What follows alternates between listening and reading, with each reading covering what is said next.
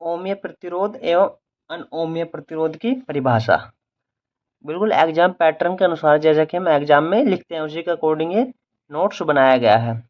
ओमीय प्रतिरोध और अनओमीय प्रतिरोध की परिभाषा के बारे में पढ़ते हैं। ठीक है, वे प्रतिरोध जो ओम के नियम का पूर्ण रूप से पालन करते हैं, अर्थात जिनमें विभवांतर एवं धारा का मान सदैव समान होता है, ऐसे प्रतिरोधों को ओमीय प्रतिरोध कहते हैं। ऐसे प्रतिरोध वाले परिपथ में धारा तथा विभवांतर के बीच एक सरल रेखीय ग्राफ प्राप्त होता है।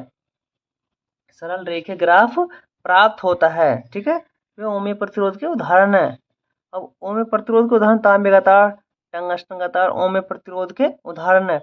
अब ये हमारे पास एक ग्राफ है, हमारा एक्स अक्ष है और यह वाई अक्ष है, यह ओमीय ग्राफ है। धारा है आई है और विभवांतर, अगर हम धारा का मान बढ़ाते हैं, धारा का मान इधर से बढ़ाते हैं तो इधर विभवांतर का मान भी धीरे धीरे बढ़ेगा। अगर धारा का मान फिर पुनः बढ़ाते हैं धीरे धीरे तो विभवांतर के मान में भी वृद्धि हो जाएगी। इसी प्रकार धारा का मान बढ़ाने पर तो विभवांतर के मान में भी वृद्धि हो जाएगी, अर्थात दोनों का मान सदैव समान होता है। इस प्रकार दोनों का मान सदैव एक समान होता है। ठीक है, ये इसका ग्राफ है अनोम्य प्रतिरोध का। अब अनोम्य प्रतिरोध, वे प्रतिरोध जैसे अलग जो ओम के नियम का पालन नहीं करते हैं, इनमें धारा एवं विभवांतर का मान एक समान नहीं रहता है, अनोम्य प्रतिरोध कहलाता है। अनोम्य प्रतिरोध कहलाता है। विभवांतर एवं धारा के बीच खींचा गया ग्राफ सरल रेखा होकर वक्र रूप में होता है। वक्र रूप में होता है। ये हमारा एक्स अक्ष है और ये वाई अक्ष है।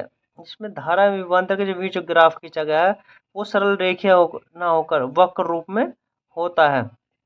वक्र रूप में होता है यही। ठीक है, वक्र रूप में होता है। अब इसके उदाहरण होते हैं टार्च का बल्ब, थर्मिस्टर, अर्धचालक आदि, ट्रांजिस्टर आदि अनोम्य प्रतिरोध के उदाहरण हैं। इसके अनोम्य प्रतिरोध के उदाहरण हैं। वीडियो पसंद आए चैनल को लाइक करें, सब्सक्राइब करें। धन्यवाद।